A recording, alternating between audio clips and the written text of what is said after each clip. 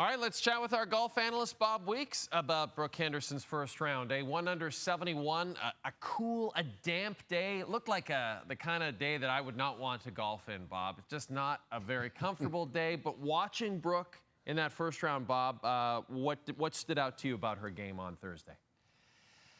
I mean, it was her putter. If you did not look at her scorecard and you added it up at the end, you would have thought she might have shot about 75 or something. But that putter was just so brilliant for her. Usually that's the club that gives her the most trouble. And the part of her game that usually is the strength, the iron play, was probably the weakest part. She only hit half the greens in regulation. Now, these are pretty small greens.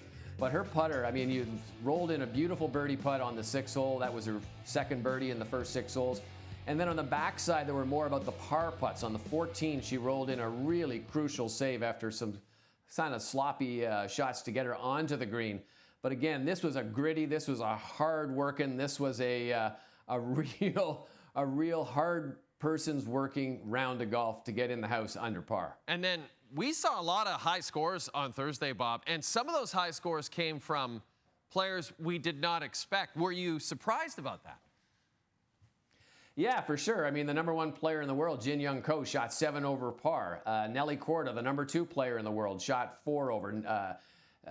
There's a bunch of high scores up in the upper pars that you just did not expect to come from these players. However, if you look at some of the conditions that these players were facing, this is a U.S. Open. We're used to seeing the really tough conditions of the men's U.S. Open. Same thing here. Brooke Henderson on the 9th hole, she hit a tee shot that rolled about 3 feet too far into the first cut, and she's in real trouble there. She's got to hit this shot. She lands it on the green, but these greens are so small and they're so firm. This ball bounces over into the nonsense behind the green. She's got a chip up here. The greens are also very sloped, almost every one of them from back to front. So if you're behind the hole, if you're putting or chipping, as Brooke is doing from this terrible area here, you just can't slow the ball down. So there's a lot of adjustments that players have to make. You can make a few birdies out there, but you got to really be very patient with a lot of the golf holes out here, and players who aren't patient are going to end up with those big numbers. Bob, in the past, you've talked to me about the fact that the men's U.S. Open, it always starts so difficult and then it gets a little easier as time goes on. Do you think the same thing could happen here at Pebble Beach?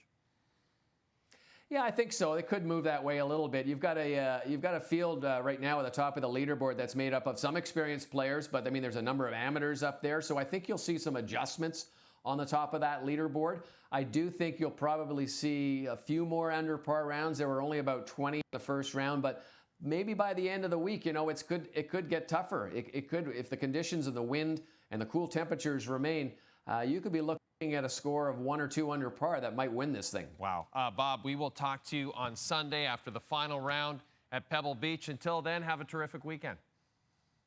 Thank you.